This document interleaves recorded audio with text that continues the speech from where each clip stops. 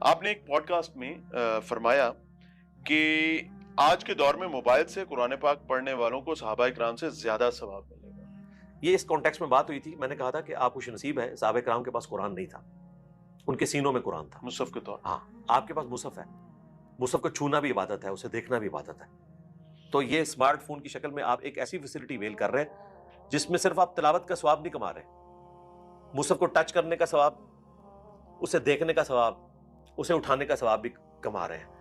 یہ آپ کو فیسلٹی اس ماڈرن ورلڈ میں ملی ہے, تو آپ کا ثواب زیادہ ہے. باقی وہ والا جو لیکن معاملہ صحابہ سے زیادہ تو نہیں. جی میں آپ کو بتاتا ہوں, وہ تو پھر میں نے اس کی جب انجینئرنگ کی ہے تو میں نے اور چیزیں رکھی ہیں. ٹھیک. سنن نبی داؤد میں حدیث ہے کہ پرفتن دور میں جو بندہ برائی سے روکے گا تو میرے دور کے 50 جو میرے صحابہ ہیں نا ان کے برابر اس کو ثواب ملے گا ایک بندے کو پرفتن دور میں. ٹھیک ہے. اسی طریقے سے جامعہ ترمذی میں حدیث ہے کہ اگر دین کے 10 حصے ہیں, تم 9 کے اوپر صحابہ چلتے ہو, ایک کو چھوڑ دیتے ہو, تم ناکام ہو جاؤ گے.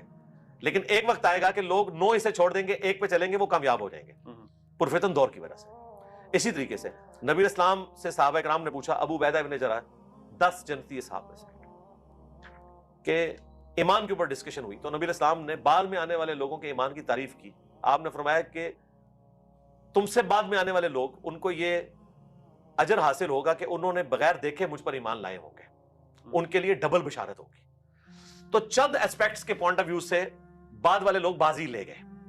ہاں اوور آل اگر آپ بات کریں, اوور آل اسپیکٹ, تو صحابہ کرام کے مرتبے کو کوئی نہیں پہنچ سکتا. جزوی طور پر, جسے ہم کہتے ہیں جزوی طور پر, حضرت عیسیٰ علیہ السلام سارے نبیوں پہ بازی لے گئے کہ بغیر باپ کے پیدا ہوئے سوائے حضرت آدم علیہ السلام کے.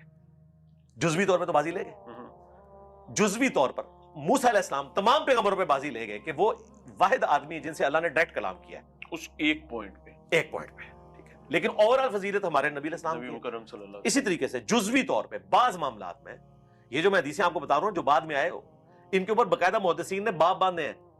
امام ابن حبان نے باب باندھا ہے, انجینئر صاحب کی ویڈیوز دیکھ کے نہیں, آج سے 1100 سال پہلے انہوں نے باب باندھا ہے کہ کیا کوئی غیر صحابی کسی ایک عمل میں صحابی سے سبقت لے کے جا سکتا ہے.